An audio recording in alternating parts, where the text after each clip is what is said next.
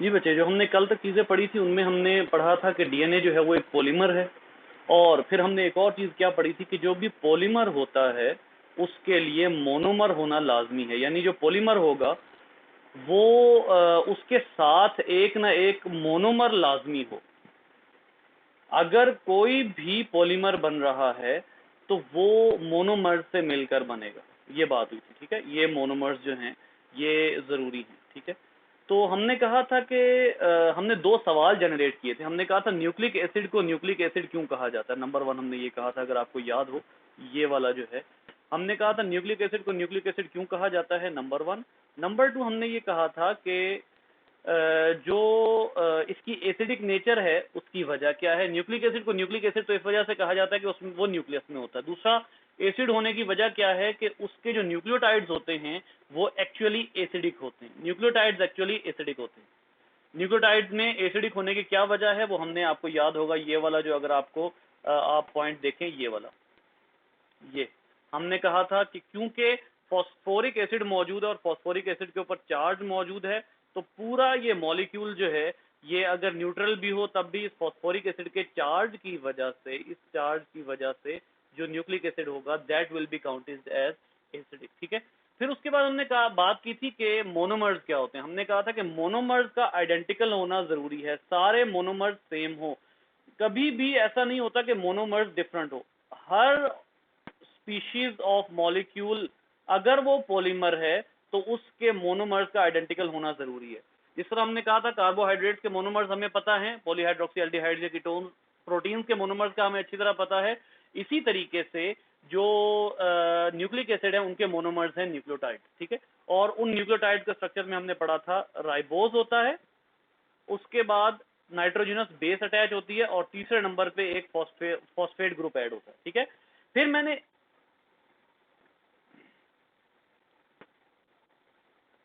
जी अब मेरा ख्याल है अब ठीक आ जाएगी, अब मुनासिब आ जाएगी दरमियान में कभी कभी।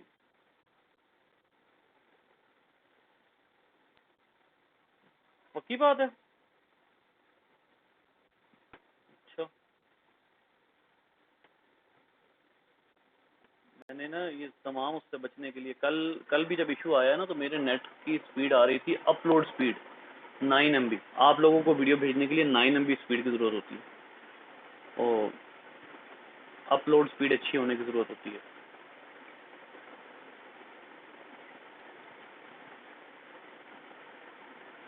बिल्कुल बेकार।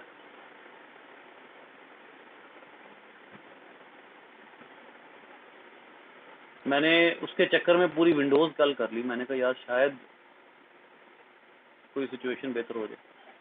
खैर अब इसको देखते हैं, अगर आपको दरमियान में कोई प्रॉब्लम आता है तो आप लोग रिकॉर्डेड लेक्चर भी देख लीजिएगा।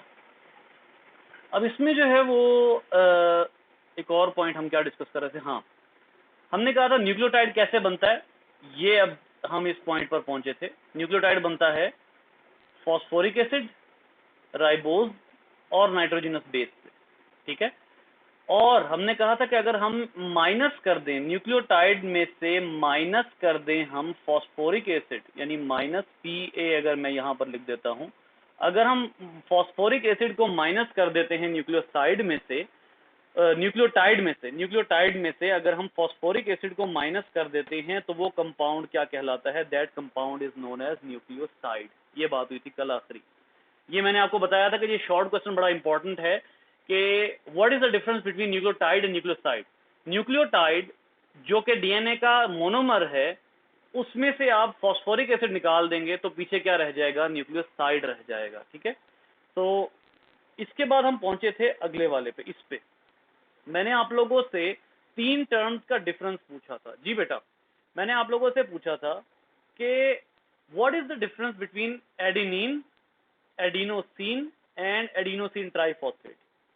अब यहीं से कंटिन्यू करते हैं बात को।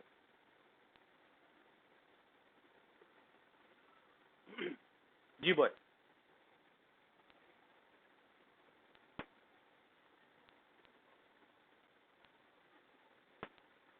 कोई आंसर करे।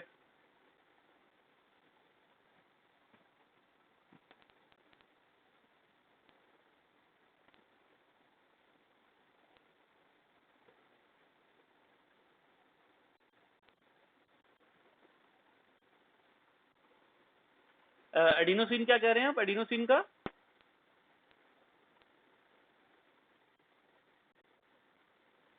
अच्छा, एडिनोसिन जो है उसके अंदर राइबोज होती है और नाइट्रोजनस बेस होता है, इसका क्या मतलब है? इसको मैं न्यूक्लियोटाइड कहूंगा?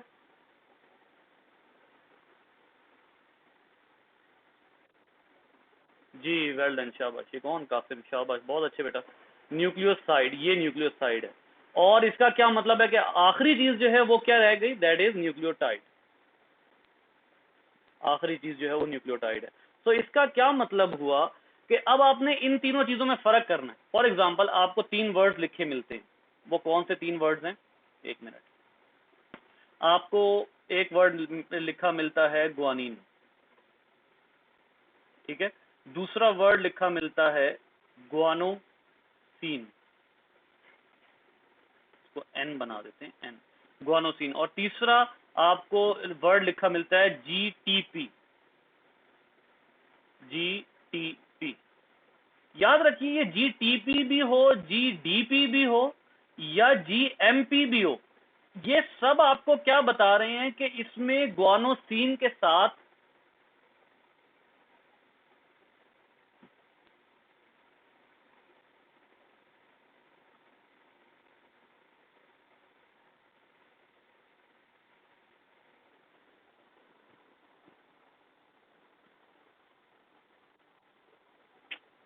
मैं इसीलिए रुक गया था,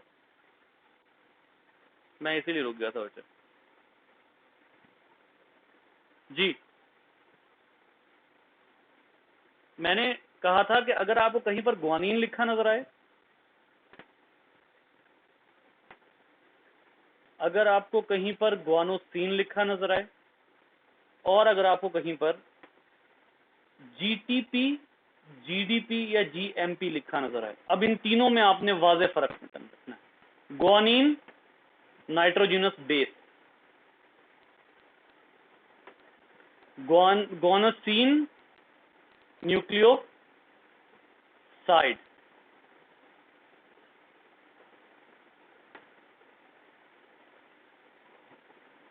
फिर आवाज लैग हो गई। और जो जहां भी एक भी फॉस्फेट लगा हो ना, चाहे वो मोनोफॉस्फेट हो, चाहे वो डाइफॉस्फेट हो, चाहे वो ट्राइफॉस्फेट हो, जहां भी फॉस्फेट लगा हुआ है, इसका क्या मतलब है? वो कंपाउंड क्या है? वो कंपाउंड न्यूक्लियोटाइड। ये बात क्लियर हो गई? जहां भी फॉस्फेट है वो कंपाउंड न्यूक्लियोटाइड है। जहां भी साथ फॉस्फेट नहीं लिखा वहां पर वो न्यूक्लियोसाइड है, ठीक है। और आपको अगर जो है वो ग्वानिन की बात की जाती है, ग्वानिन की, अगर ग्वानिन की बात की जाती है तो एक्चुअली ग्वानिन न्यूक्लियोटाइड नहीं है। याद रखिए, ग्वानिन न्यूक्लियोटाइड नहीं है, ग्वानिन नाइट्रोजनस बेस है। ग्वानिन इज नाइट्रोजनस बेस, ठीक है। सो जहां adenine, guanine, cytosine, thymine, uracil, मैं आपको आपके बुक में से ये चीजें दिखाता हूं ताकि ज्यादा अच्छे तरीके से जो है वो आपको क्लियर हो जाए चीजें। ये देखिएगा बेटे, आप ये बुक खोलते हैं, आपकी बुक में इन्होंने यहां पर जो है वो लिखा हुआ है, ये देखिए, ये देखिए टेबल देखिए। इस टेबल पे गौर करें बच्चे। इस टेबल में हमें क्या नजर आ रहा है कि ये वाला, जी, एक एक करके देखते जाएं। Nitrogenous base, adenine, uracil, guanine, cytosine, thymine, ये नाइट्रोजनस बेसिस है, ठीक है। इनको आप न्यूक्लियोसाइड या न्यूक्लियोटाइड नहीं कह रहे। एडेनिन जब इस वर्ड में कन्वर्ट होगी तो वो न्यूक्लियोसाइड होगा। किस वर्ड में? एडिनोसिन में। इसका क्या मतलब है कि जहां भी एडिनोसिन हुआ, इट मींस वो न्यूक्लियोसाइड है, एडेनिन न्यूक्लियोसाइड नहीं है। इसी तरह अगर आपको एक वर्ड लिखा मिलता है यूरिडीन, तो यूरिडीन एडिनोसिन है, यूरिडीन जो है वो न्यूक्लियोसाइड है और यूरेसिल नाइट्रोजनस बेस है। इसीलिए हम कहते हैं ना कि जो होता है आरएनए, आरएनए में क्या चीज मौजूद होती है, आरएनए में यूरेसिल मौजूद होता है, एक्चुअली उसमें यूरिडीन मौजूद होती है। जिस तरह एडिनोसिन मौजूद होती है, थायमिडीन मौजूद होती है डीएनए में। ये जो थायमीन के आगे इन्होंने नहीं लिखा हुआ ना, थायमीन को हम कहते हैं, थायमीन का जब न्यूक्लियोसाइड बन जाता है तो उसको हम कहते हैं थायमिडीन। अब गौर करें, guanine, guanosine, guanine nitrogenous base है, जब इसके साथ आप क्या जोड़ देंगे, देखें बेटा, अच्छा चलो मुझे इस बात का आंसर करें, हरी अप, मुझे नाइट्रोजनस बेस को न्यूक्लियोसाइड बनाने के लिए उस बेस के साथ क्या जोड़ना पड़ेगा, जल्दी से आंसर कीजिएगा।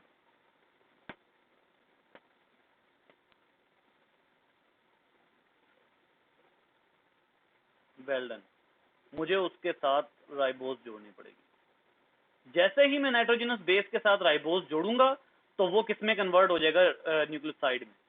अब अगर मैंने न्यूक्लियोसाइड को न्यूक्लियोटाइड में कन्वर्ट करना है तो मैं इसमें क्या ऐड कर दूंगा, फॉस्फेट।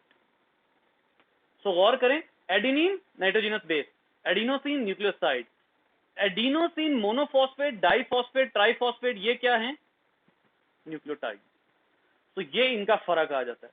इसी तरह से जो है वो आप देखते हैं कि ये जो है डीएनए, डीएनए में जो है वो यूरेसिल होता ही नहीं, ठीक है, डीएनए में ये चीजें होती हैं, एडिनोसिन, ग्वानोसिन, सिटिडीन, थायमिडीन, ठीक है। तो यहाँ आप देखिएगा, यहाँ गौर से ये देखें, इन्होंने यहाँ पर जो थायमिडीन वाला जो कॉलम है वो खाली रखा हुआ है, ठीक है, ये वाला, यहाँ पर थायमिडीन है ही नहीं, और यहाँ पर यूरेसिल नहीं है। और आपको पता है कि डीएनए में यूरेसिल नहीं होती और आरएनए में जो है वो थायमिडीन थायमीन नहीं होती, ठीक है। तो ये जो है वो फर्क है। तो बेसिकली न्यूक्लियोटाइड और न्यूक्लियोसाइड का फर्क हमें यहाँ से नजर आ गया। अच्छा, उसके बाद जो है इन्होंने यहाँ पर थोड़ी सी और बात बताई हुई है कि बाज़ औक़ात दो न्यूक्लियोटाइड्स आपस में जुड़े हुए होते हैं। ये देखें यहाँ पर इस पैराग्राफ में देखिएगा जी, अरहम और असद, आप लोग सुन रहे हैं लेक्चर बच्चे?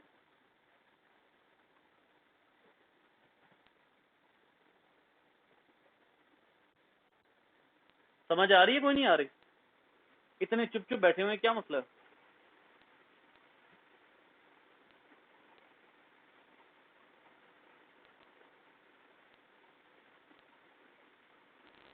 हाँ भाई, असद अरहम, समझ आ रही है, कोई नहीं आ रही? क्या बात है, ये कौन इतनी दूर से बोला है?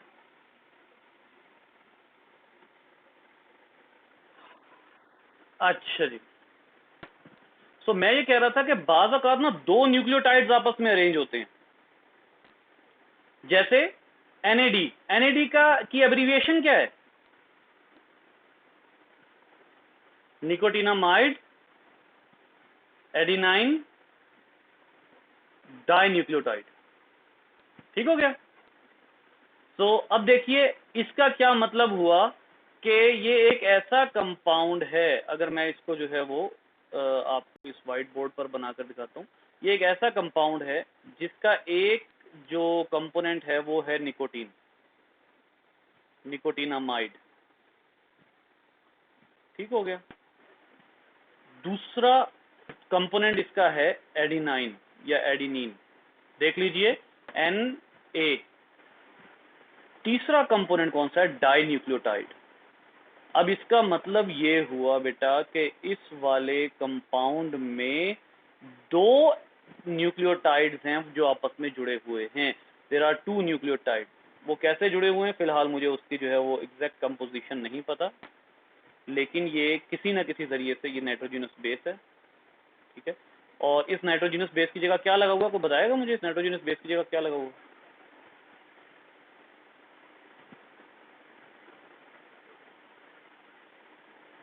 इस नाइट्रोजनस बेस की जगह क्या वर्ड लगाऊंगा मैं?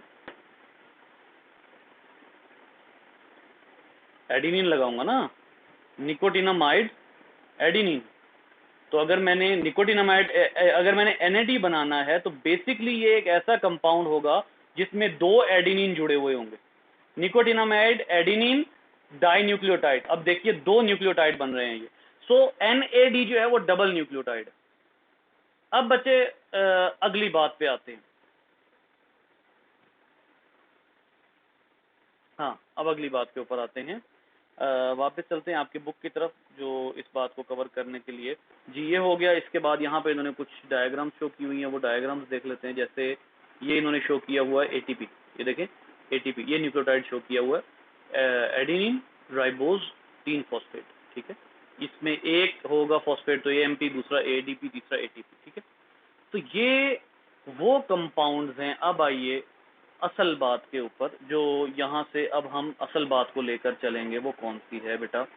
वो है कि सवाल ये पैदा होता है, अगला सवाल मैं यहाँ पर अब लिखने लगा, how these compounds join to form a DNA. ये कंपाउंड कैसे आपस में मिलते हैं डीएनए बनाने के लिए, कैसे आपस में ये कंपाउंड ज्वाइन होते हैं कि डीएनए बने।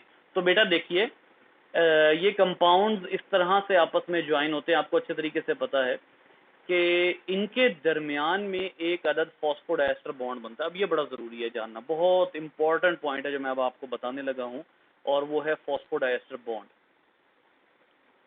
जी कोई मुझे बताएगा एस्टर क्या होता है?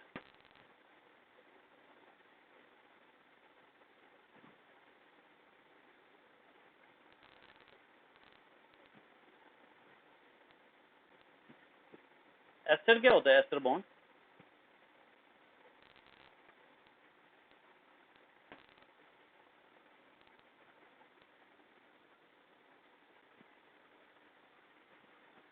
कोई नहीं पता?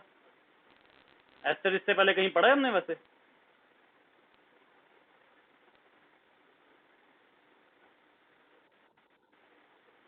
कहाँ पढ़ा भला?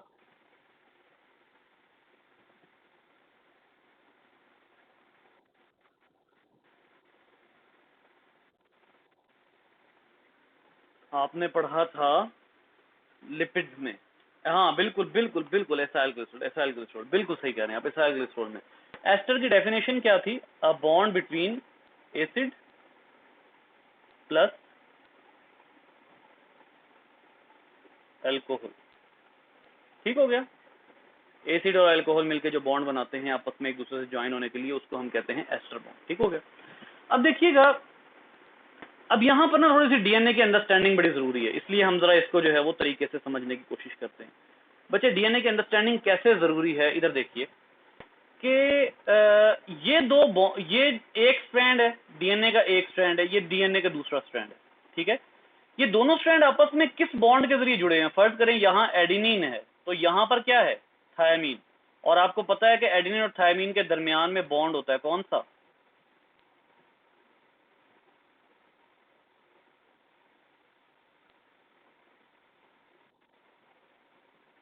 Covalent bond.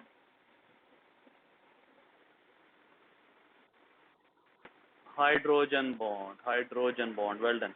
डीएनए के दोनों स्ट्रैंड की आपस में जब ये क्रॉस होते हैं दोनों स्ट्रैंड, तो एडेनिन, ये दोनों स्ट्रैंड आपस में जुड़ने के लिए हाइड्रोजन बॉन्ड का सहारा लेते हैं। कुछ इस तरह के एडेनिन क्रॉस करता है थायमीन को, और ग्वानिन क्रॉस करता है साइटोसिन को, ठीक हो गया। ये बात तो हो गई। प्रॉब्लम ये है बेटा कि ये स्ट्रैंड कैसे बना। देखिए, दो स्ट्रैंड आपस में एक दूसरे को कॉइल कर रहे हैं, ठीक है। एक ये स्ट्रैंड है, एक ये स्ट्रैंड है, ये दोनों एक दूसरे के ऊपर जो है वो कॉइल कर रहे हैं। ओके, मान लिया दोनों स्ट्रैंड आपके सामने मौजूद हैं, दोनों एक दूसरे को कॉइलिंग कर रहे हैं, ये वाला, ठीक है, सॉरी, ये दोनों स्ट्रैंड जो है एक दूसरे को कॉइल कर रहे हैं, मान लिया। लेकिन स्ट्रैंड कैसे बना, ये जानने के लिए फॉस्फोडाइएस्टर बॉन्ड बहुत जरूरी है कॉन्सेप्ट, और बहुत ही ज्यादा बेसिक कॉन्सेप्ट है। देखिए, सबसे पहले तो हम इस फॉस्फोडाइएस्टर बॉन्ड को बहुत ही शॉर्टली डिफाइन करते हैं। A bond formed between two nucleotide, दो न्यूक्लियोटाइड के दरमियान में बनने वाला जो बॉन्ड है, that is known as phosphodiester bond. इसका क्या मतलब हुआ? जिस तरह हम कहते थे कि दो कार्बोहाइड्रेट के दरमियान ग्लाइकोसिडिक बॉन्ड है, तो फिर हम किन के दरमियान में रिएक्शन बना के दिखाते थे? दो कार्बोहाइड्रेट के दरमियान में रिएक्शन बना के दिखाते थे। हम कहते थे कि पेप्टाइड बॉन्ड किन के दरमियान में बनता है? अमाइनो एसिड के दरमियान में। तो हम दो अमाइनो एसिड के दरमियान में वो बॉन्ड बना कर दिखाते थे। इसी तरीके से अब हमने क्या कहा कि दो न्यूक्लियोटाइड्स के दरमियान में फॉस्फोडाइस्टर बनता है, तो चलें वो बॉन्ड अब हम बना कर दिखाते हैं कि वो बॉन्ड बनता कैसे है। तो बेटा सबसे पहले हम बनाते हैं न्यूक्लियोटाइड। ये जनाब राइबोज हो गई, इसके साथ हमने जोड़ दी नाइट्रोजनस बेस। बेटा याद रखिए हम दो स्ट्रैंड्स को नहीं जोड़ रहे, बल्कि हम एक स्ट्रैंड बना रहे हैं, सिंगल स्ट्रैंड बना रहे हैं हम। दूसरे स्ट्रैंड को जोड़ने के लिए तो आपको अभी हमने क्या बात की, क्या चाहिए? Hydrogen bond. सिंगल स्ट्रैंड कैसे बनता है, हम इस वक्त ये बात करने लगे। जी बेटा न्यूक्लियोटाइड बनाइए।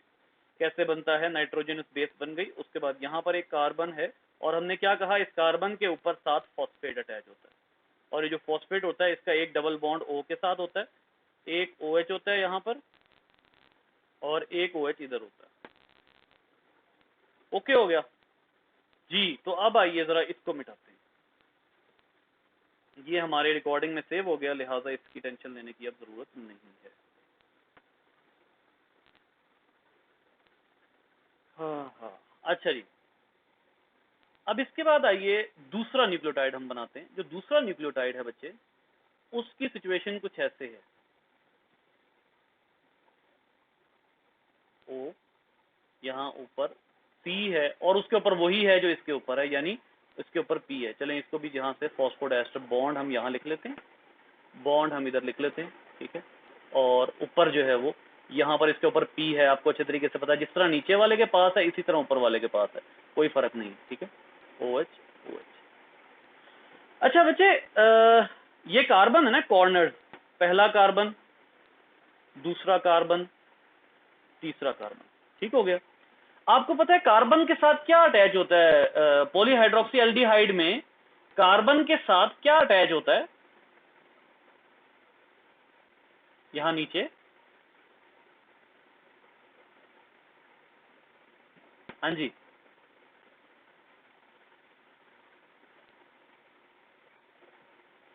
कार्बन के साथ कौन सा यहां पर फंक्शनल ग्रुप अटैच होता है?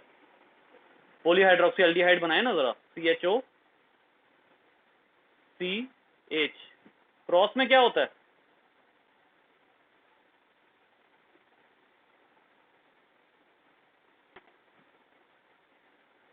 यही था ना, याद नहीं है?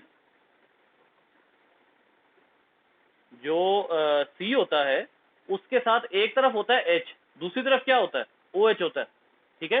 तो इधर देखिए, पहला कार्बन, दूसरा कार्बन, तीसरा कार्बन, इन तमाम कार्बन के साथ यहां पर जो है वो OH लगा हुआ है। अब ये फॉस्फोडाइस्टर बॉन्ड की फॉर्मेशन मैं आपको बताने लगा हूं, इधर देखिएगा बच्चे। यहां पर अब एक बॉन्ड बनने लगा है, जिस बॉन्ड को अब हम थोड़ा डिटेल में देखेंगे। पहले मुझे बताइए, आप लोग मेरे साथ हैं, यहां तक आपको समझ आया ये OH कहां से आया है? ये क्लियर है ना, OH कहां से आया? बस अब इसके बाद जो है वो अब हम देखेंगे।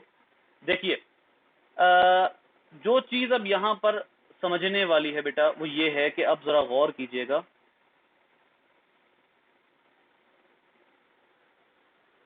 कि ये जो फॉस्फेट है ना, फॉस्फेट, ये एक्चुअली जो है वो इसके साथ बनाने लगा है बॉन्ड। कैसे? ये देखिए, इसके साथ OH है, ये OH, ठीक हो गया। अब ये अपना H देगा इस OH के साथ मिलाने के लिए। जी बेटा, क्या रिमूव हो जाएगा? वाटर। जब ये अपना वाटर रिमूव कर लेगा तो पीछे क्या रह जाएगा? मैं ये वाटर यहां से मिटाकर आपको दिखा देता हूं कि वाटर रिमूव हो गया। जी, वाटर हो चुका है रिमूव, पीछे क्या रह गया? कार्बन इधर रह गया, ये ये ऑक्सीजन है जी। ऑक्सीजन के पास बॉन्ड बनाने की सलाहियत है, ये ऑक्सीजन इसके साथ बॉन्ड बना लेगा। जी बेटा, यहां पर OH था, OH कौन सा फंक्शनल ग्रुप होता है? किस फैमिली को रिप्रेजेंट करता है OH?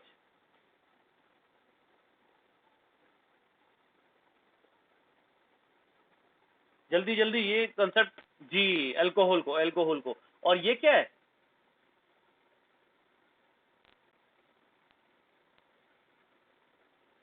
हाँ जी, ये कौन सा ग्रुप है?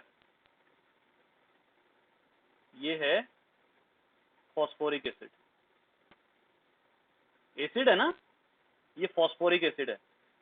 अल्कोहल और एसिड, सॉरी, ये एसिड, ये अल्कोहल, इनके दरमियान में बॉन्ड बना, वाटर रिमूव हुआ और ऑक्सीजन के जरिए ये दो कंपाउंड ब्रिज हो गए। तो ये क्या कहलाएगा? एसिड और अल्कोहल के दरमियान में बनने वाला बॉन्ड कहलाएगा एस्टर बॉन्ड। मैं आप लोगों को फिर बता रहा हूँ इसको ना, जरा थोड़ा सा, और एक छोटी सी ना मुझसे पॉइंट मिस हो गया, तो उसको भी हम क्लियर करते हैं ताकि आप लोगों को बात क्लियर हो जाए। बेटा सबसे पहले ना, अब आप लोगों ने मेरी एक बात, इस बात को मैं मुकम्मल रिपीट करने लगूँ। इधर देखें, ये आपके पास है एक अदद न्यूक्लियोसाइड, ऑक्सीजन, और ये है आपके पास नाइट्रोजनस बेस। ठीक है, ये क्या चीज है? ये न्यूक्लियोसाइड है। आप चाह रहे हैं, बेटा गौर से सुनिएगा, मेरे साथ साथ रहिएगा, ये है सी, और इस सी के साथ क्या अटैच है? OH। न्यूक्लियोसाइड कब बनता है? जब राइबोज के साथ फॉस्फेट ना अटैच हो। इस वाले पूरे कंपाउंड में आपको फॉस्फेट नजर आ रहा है?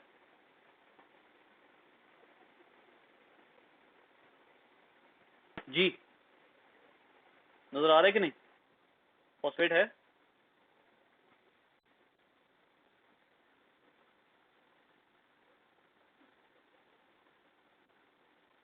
जी, अभी भी है।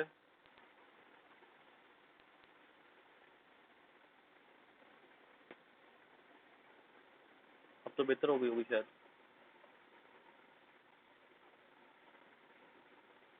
अभी भी इशू आ रहा है बेटा कि अब ठीक है?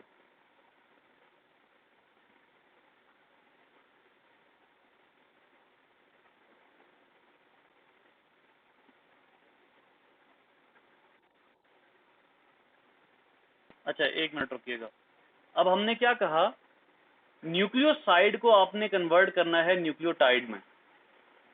इसके लिए आपको क्या अटैच करना पड़ेगा इस न्यूक्लियोसाइड के साथ? जी बताइए जल्दी से। ये न्यूक्लियोसाइड है ना, फॉस्फेट नहीं नजर आ रहा है, इसके साथ फॉस्फेट अटैच नहीं है। फॉस्फेट अटैच नहीं है तो ये न्यूक्लियोसाइड है, न्यूक्लियोटाइड नहीं है। ठीक है, तो अब आपको इसको सबसे पहले तो क्या बनाना है? You have to make it a nucleotide. Nucleotide जो है बनाने के लिए आपको क्या अटैच करना होगा इसके साथ? जल्दी से बताइएगा।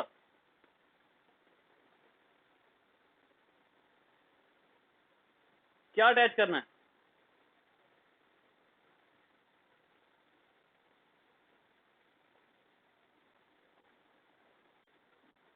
जी, फॉस्फेट।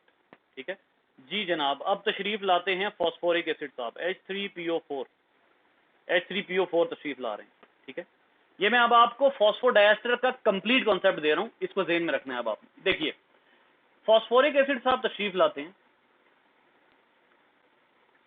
अच्छा, अब ये फॉस्फोरिक एसिड जो है, इसके पास एक OH ये है। इस कंपाउंड की नेचर क्या है बच्चे? एसिड। ठीक है, ये कंपाउंड किसको रिप्रेजेंट कर रहा है? अल्कोहल। अब आइए, ये फॉस्फोरिक एसिड जो है, ये जब एंट्री लेगा तो इस वाली अल्कोहल का OH, सॉरी, इस वाली अल्कोहल से OH और इस वाले फॉस्फोरिक एसिड का जो H है वो निकलेगा, और ये दोनों आपस में बना लेंगे बॉन्ड। इसका क्या मतलब हुआ? यहां से क्या रिमूव हो जाएगा? वाटर। ये बात जल्दी से बताइए, ये क्लियर हुई है कि ये जो अल्कोहलिक ग्रुप है, नहीं?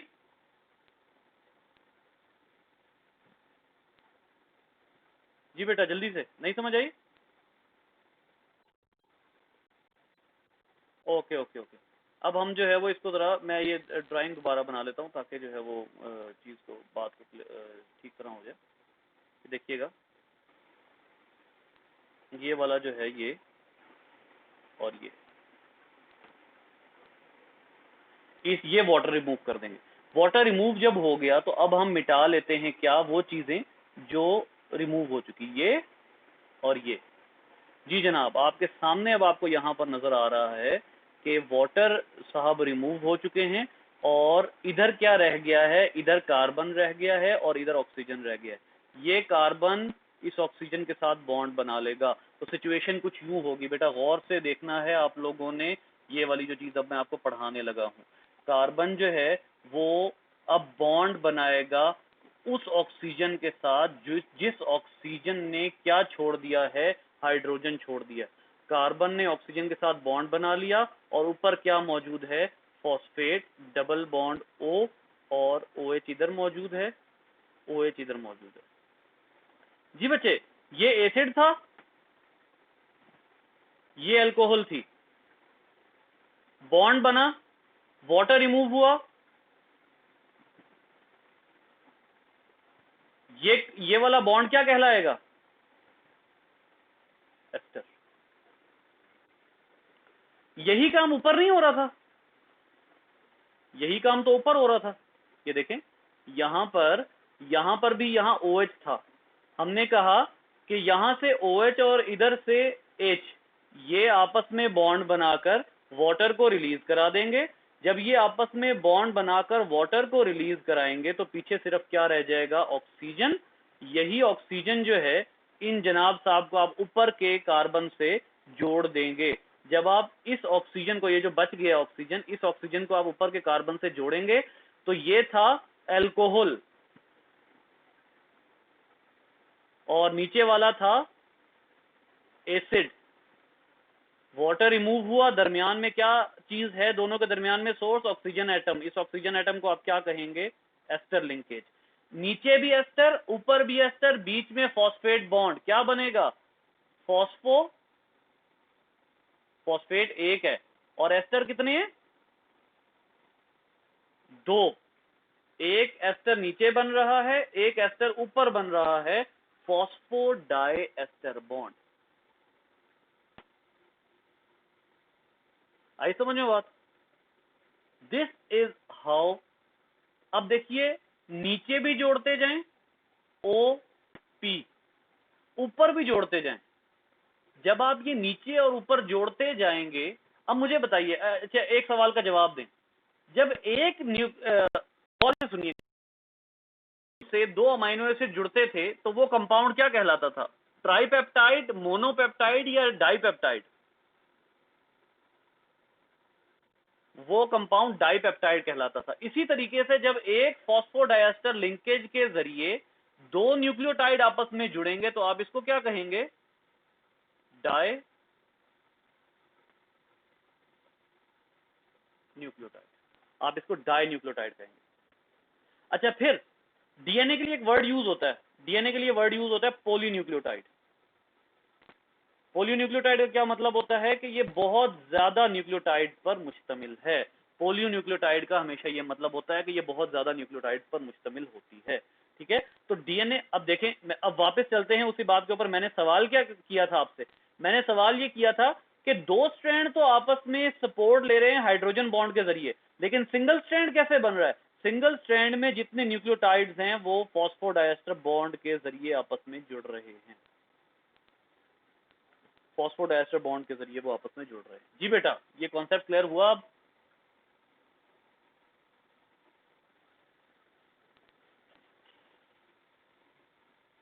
कि कोई नहीं हुआ।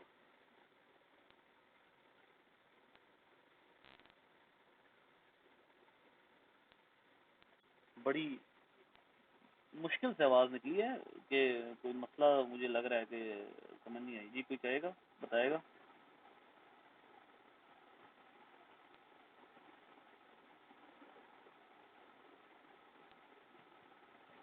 हाँ भाइयों,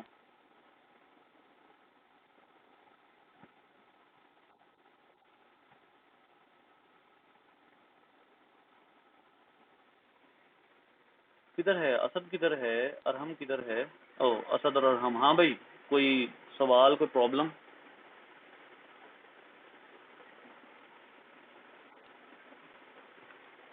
यार एक बात मेरी याद रखो, आप लोगों ने कभी मुझे फेक यस जैसी चीज़ नहीं कहनी। आप लोगों ने आर्टिकल रिपीट करवाना है, रिपीट करवा लो। आप लोगों को अगर समझ नहीं आती बरमला कहें, बिल्कुल ओके ओके कहें कि सर नहीं समझ आई। इस पूरे चैप्टर में कौन सा आर्टिकल ऐसा है जो आप लोगों को समझ नहीं आया? वो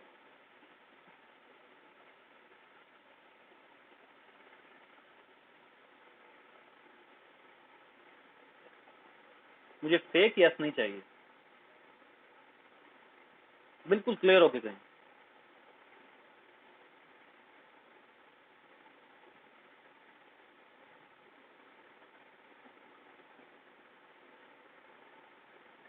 हाँ जी, असद क्या कह रहे हैं आप, दोबारा बोले।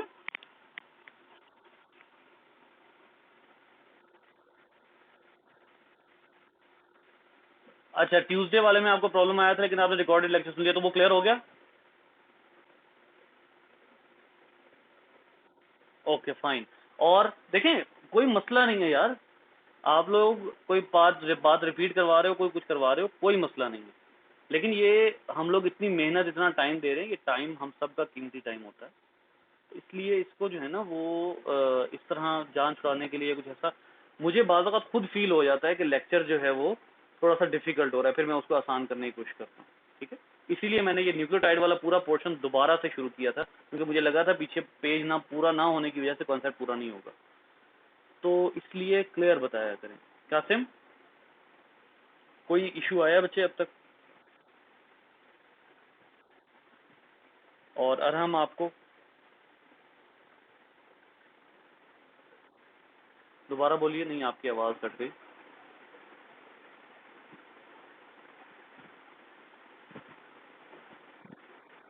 अच्छा, अब देखें, ये जो है ना चैप्टर, इस चैप्टर में अगरचे आज फिर हम पीछे रह गए हैं, मेरा ख्याल था मैं आगे चला जाऊंगा, लेकिन फॉस्फोडाइस्टर पढ़ाना ज़्यादा ज़रूरी था। तो एक तो ये है, ठीक है, आप लोगों को जो फॉस्फोडाइस्टर पढ़ाया, न्यूक्लियोटाइड पूरा हो गया, ठीक है। तो उसके अलावा ये है कि जो रिकॉर्डेड लेक्चर है वो साथ सुना करें ताकि वो क्लियर हो जाए। और ये बड़ा ज़रूरी चैप्टर है यार, इसीलिए मैं आपको बार बार कह रहा हूँ कि कोई चीज़ नहीं समझ आ रही इस चैप्टर में तो पूछ लें, ठीक है, ताकि ये सारी बातें क्लियर हों। अभी थोड़ा सा छोटा सा रह गया डीएन, थोड़ा सा ना, तो वो कल क्लियर हो जाएगा। लेकिन ये है कि ये इस पर ज़्यादा देर मैंने लगाई भी इसीलिए है क्योंकि ये चैप्टर जो है ये इम्पोर्टेंट भी है। ठीक है, चलें, ठीक हो, ओके बच्चे, अल्लाह हाफ़िज़।